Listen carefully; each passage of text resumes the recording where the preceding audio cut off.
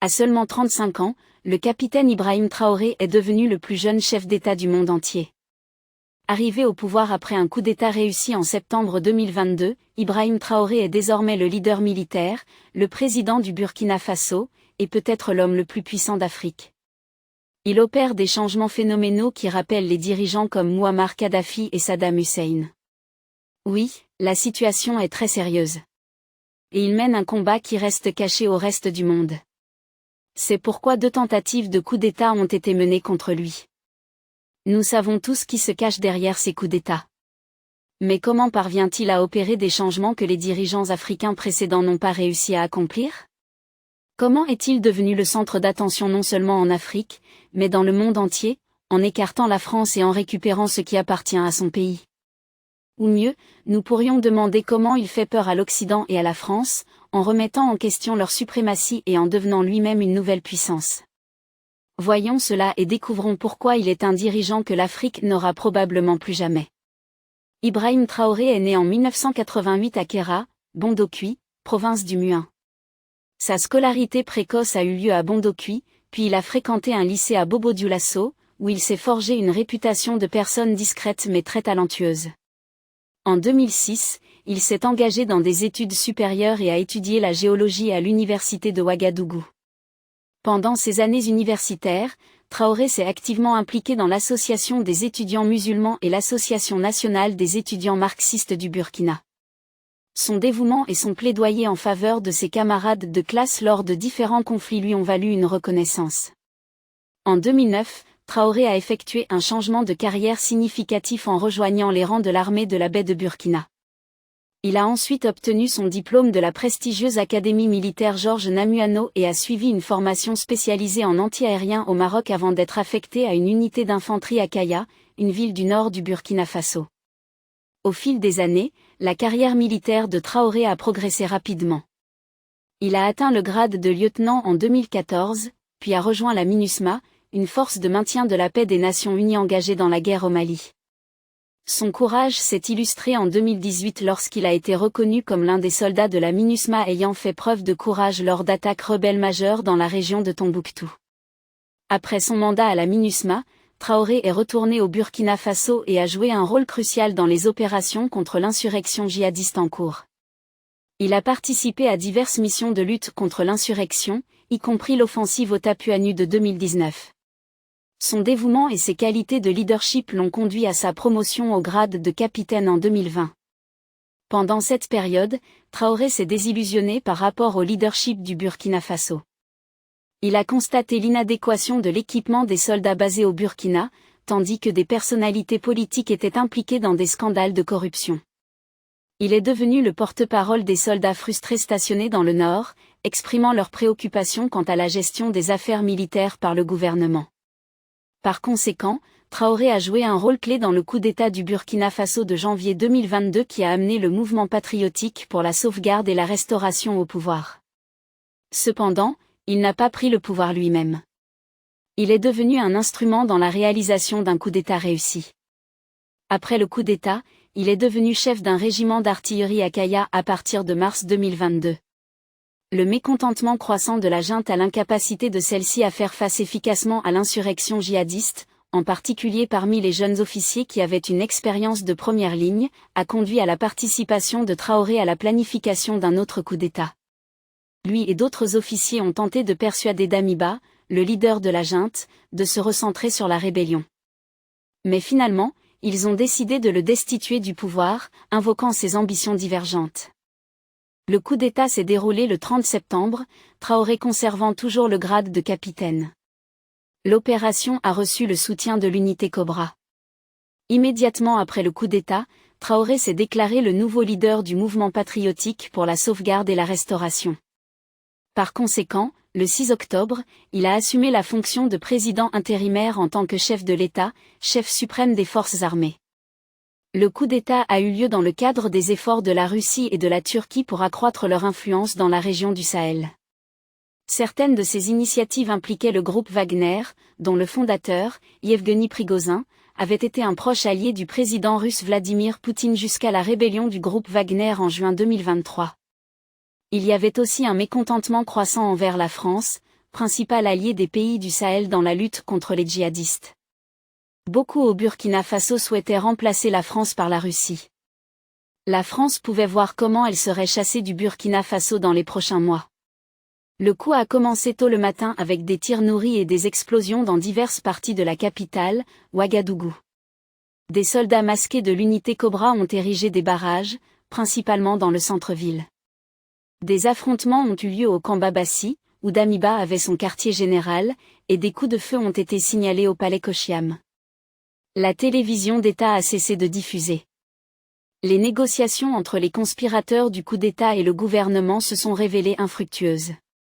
En soirée, le capitaine Traoré a annoncé la destitution de Damiba, invoquant son incapacité à faire face à l'aggravation de l'insurrection islamiste.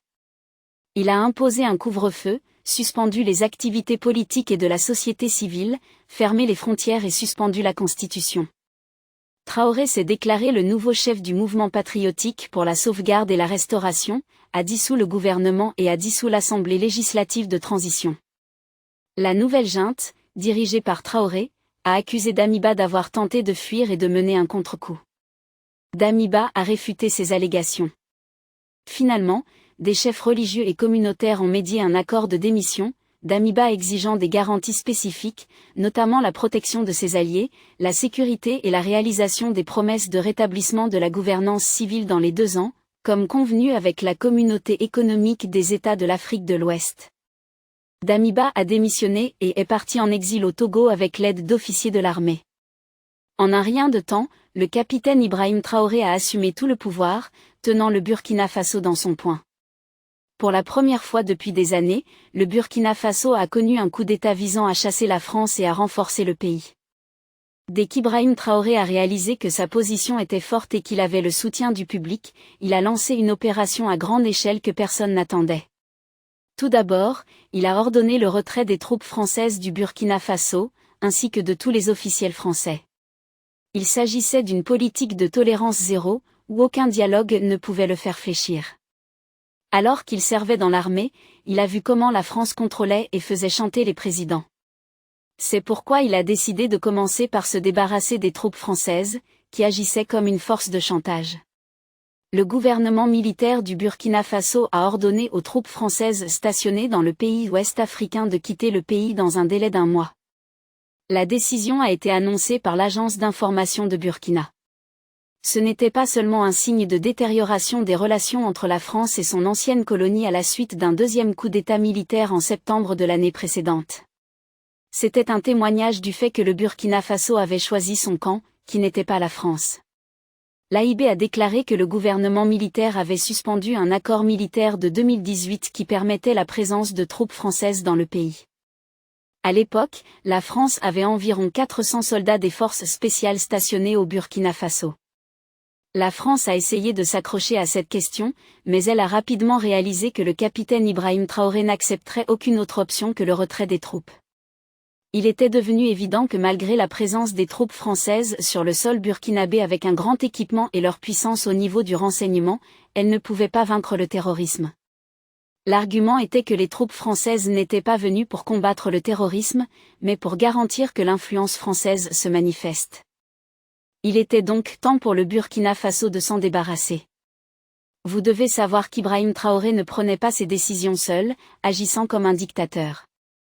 Il avait plutôt le pouls du public entre ses mains, et le public voulait que les troupes françaises quittent leur pays. C'est pourquoi des centaines de Burkinabés avaient manifesté contre la France, se rassemblant dans la capitale, Ouagadougou, pour exiger l'expulsion de l'envoyé français et la fermeture de sa base militaire au Burkina Faso. Ils avaient affiché de grandes affiches représentant les dirigeants du Mali et de la Guinée, tous deux arrivés au pouvoir à la suite de coups d'État, ainsi que le président russe Vladimir Poutine. Par conséquent, sans aucune autre option pour s'accrocher au Burkina Faso, la France a annoncé qu'elle retirerait ses troupes dans un délai d'1 mois. La fin des soldats à pied qui assuraient l'influence française et les intérêts au Burkina Faso marquait la fin de l'ère française au Burkina Faso. Les racines avaient été coupées et la seule chose qui restait était pour se débarrasser des éléments privés qui pillent le Burkina Faso. C'est alors que le capitaine Ibrahim Traoré décide de récupérer les mines d'or du Burkina Faso contrôlées par les entreprises françaises. Voici un rappel pour aimer et partager la vidéo et abonnez-vous à notre chaîne pour regarder plus de vidéos sur la culture noire, l'histoire, la civilisation et identité. Continuons maintenant. Il faut savoir que les dirigeants militaires du Burkina Faso poursuivent activement une stratégie visant à accroître transformation locale de l'or, visant à reconquérir contrôle de la principale source de revenus du pays. Cette décision fait suite à une baisse significative dans la production d'or, qui a connu une hausse de 15% diminution l'année précédente. Le Burkina Faso, situé en Afrique de l'Ouest et principalement tributaire des exportations d'or, envisage maintenant la création d'une raffinerie d'or pour ajouter plus de valeur à ses opérations d'extraction de métaux précieux. Le président par intérim Ibrahim Traoré a souligné l'importance de cette raffinerie, la décrivant comme un élément crucial changement qui nécessite une priorisation au sein du secteur. L'or constituait une partie substantielle du Burkina exportation totale du Faso en 2020, en comptabilité pour 37% du total. Cependant, les chiffres de production racontent une autre histoire, avec des estimations montrant une diminution de 68 tonnes à 58 tonnes l'année précédente. Le capitaine Ibrahim Traoré a annoncé qu'il créerait une agence qui superviserait toutes les mines d'or opération. Cette agence veillera à ce que l'or extrait au Burkina Faso est utilisé au profit du pays, et non pour remplir les caisses françaises. Non seulement cela, mais le capitaine Ibrahim Traoré a diversifié les alliés et choisir la Russie plutôt que l'Occident et la France. C'est quelque chose qu'a fait Mouammar Kadhafi. Au lieu de considérer l'Occident comme son allié et dépendant entièrement de lui, Kadhafi a atteint Russie et a avoué que c'était dans le domaine national de la Libye intérêt. Désormais, Ibrahim Traoré fait de même. Au lieu de faire des ennemis occidentaux ses propres ennemis, il décide en considérant qui peut être le meilleur allié stratégique du Burkina Faso. Ibrahim Traoré a souligné le rôle de la Russie en tant qu'allié stratégique crucial, tout en réfutant les allégations de mercenaires russes, soutenant les forces burkinabées dans leur lutte contre les groupes armés associés à Al-Qaïda et ISIS.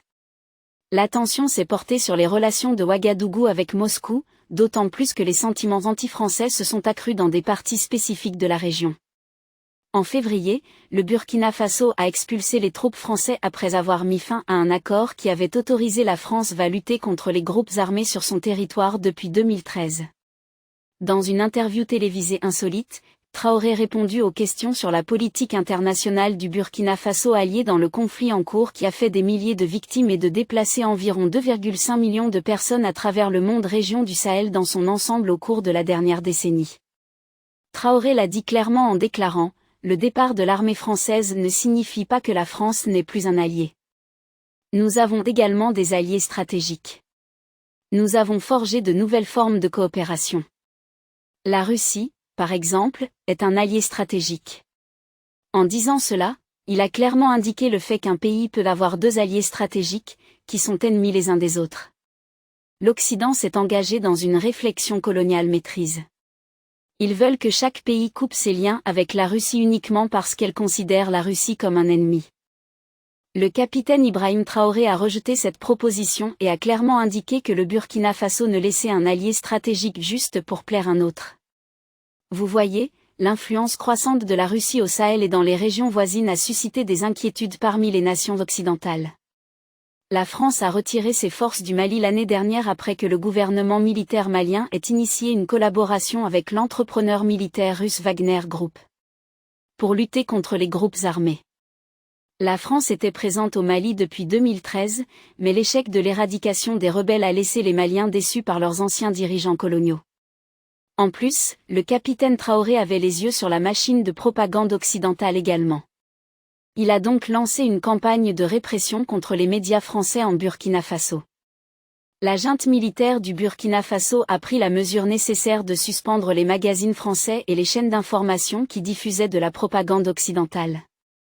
La suspension est intervenue en réponse à ce que la junte a considéré comme de faux articles et des informations rapportant des tensions et des mécontentements au sein des forces armées du pays, comme cela a été précisé dans un communiqué officiel. Cette suspension de Jeune Afrique, un magazine français, représente le dernier épisode en date d'une répression croissante des médias français depuis que le Burkina Faso est passé sous le régime militaire l'année dernière. Dans leur communiqué officiel, la junte a accusé le magazine de chercher à saper la crédibilité des forces armées et de propager la désinformation pour inciter au chaos. Avant la suspension de Jeune Afrique, la junte avait déjà suspendu les médias financés par la France, Radio France Internationale et France 24. Ces suspensions étaient basées sur des allégations selon lesquelles ces organes de presse offraient une tribune aux militants islamistes impliqués dans une insurrection à travers la région du Sahel au sud du Sahara. En avril, 2 journalistes français travaillant pour les journaux Le Monde et Libération ont été expulsés du Burkina Faso. Libération a fait valoir que la suspension était injustifiée, soutenant que les 2 journalistes avaient une intégrité irréprochable et que tous leurs documents étaient en règle. Cette répression des médias étrangers s'est maintenant étendue à la suspension d'une chaîne d'information télévisée française, le Chaîne Info. La junte a prétendu qu'un reportage sur une insurrection djihadiste diffusé par LCI manquait d'objectivité et de crédibilité. Après avoir trouvé tous les éléments paralysés au Burkina Faso, la France se retrouve impuissante à utiliser son influence contre le capitaine Ibrahim Traoré. Auparavant, la France avait l'habitude de fomenter des coups d'État dans les pays africains lorsque les dirigeants africains faisaient quelque chose contre les intérêts français. Les troupes françaises menaçaient d'utiliser la force et encourageaient les rébellions dans l'armée, tandis que les médias français et les journalistes justifiaient le coup d'État exécuté selon la volonté française. Mais maintenant, le capitaine Ibrahim Traoré a rendu ces éléments inutiles, et la France n'a plus d'outils pour le remplacer. De plus, le capitaine Ibrahim Traoré a annoncé que, mis en balance avec la sécurité, les élections ne sont pas la priorité nationale. Cela a matérialisé les craintes françaises. Cela signifie que le capitaine Ibrahim Traoré restera au pouvoir pour une période indéterminée, garantissant que la France n'aura plus d'influence au Burkina Faso. Initialement, Traoré s'était engagé à ramener le pays vers la démocratie et à organiser des élections présidentielles d'ici juillet 2024. Cependant, il a désormais dévoilé des plans visant à initier des changements constitutionnels dans le but de mieux représenter les intérêts de la population générale. Traoré a explicitement articulé « Permettez-moi d'être clair. Les élections ne sont pas la priorité. La sécurité l'est. Il sait comment la France peut utiliser son influence s'il abandonne le pouvoir et permet à un civil de prendre le pouvoir. Par conséquent, il souhaite apporter des modifications constitutionnelles qui garantiront qu'un président civil ne soit jamais victime de chantage de la part de la France. Ce n'est qu'alors qu'il permettra des élections. Le capitaine Ibrahim Traoré se distingue de ses prédécesseurs à la tête du Burkina Faso. Il a déclaré sans détour « Nous, chefs d'État africains, devons cesser d'agir comme des marionnettes qui dansent chaque fois que les impérialistes tirent les ficelles. » Personne n'avait fait de telles déclarations audacieuses auparavant. Ces remarques ont été comparées à celles de Thomas Sankara, qui, comme Traoré, avait pris le pouvoir au Burkina Faso par un coup d'État. Il est rappelé comme un leader révolutionnaire qui aimait le Burkina Faso et voulait que son pays soit indépendant. C'est la raison pour laquelle le capitaine Ibrahim Traoré est salué comme une incarnation de Thomas Sankara. Après avoir vu ce que le capitaine Ibrahim Traoré a accompli à un si jeune âge, sans projet d'organiser des élections, tous les espoirs français de mettre en place un président marionnette de leur choix sont désormais terminés. Au lieu de monter davantage de coups contre lui, la France a peur de ce qu'Ibrahim Traoré fera ensuite. Comme il a réussi à démanteler avec succès tous les éléments français au Burkina Faso, il devient clair qu'il le voulait ainsi. Il voulait d'abord chasser la France complètement pour qu'il n'y ait aucun chantage contre les changements qu'il apporterait. Que pensez-vous? Captain Ibrahim Traoré peut-il raviver et réaliser les rêves de leaders africains comme Nelson Mandela et Muammar Kadhafi? N'est-il pas plus puissant pour résister à toute intervention et à toute tentative de le destituer? Dites-nous s'il peut être un leader qui unit l'Afrique et en fait le continent le plus puissant de la planète. Si vous voulez regarder plus de vidéos comme celle-ci, abonnez-vous à notre chaîne et appuyez sur la cloche à côté. Nous avons décidé de présenter des vidéos sur des sujets dont personne ne parle, la culture noire, la civilisation, l'histoire et les preuves de la grandeur des Noirs. Merci de nous avoir regardés et à la prochaine vidéo. Restez connectés.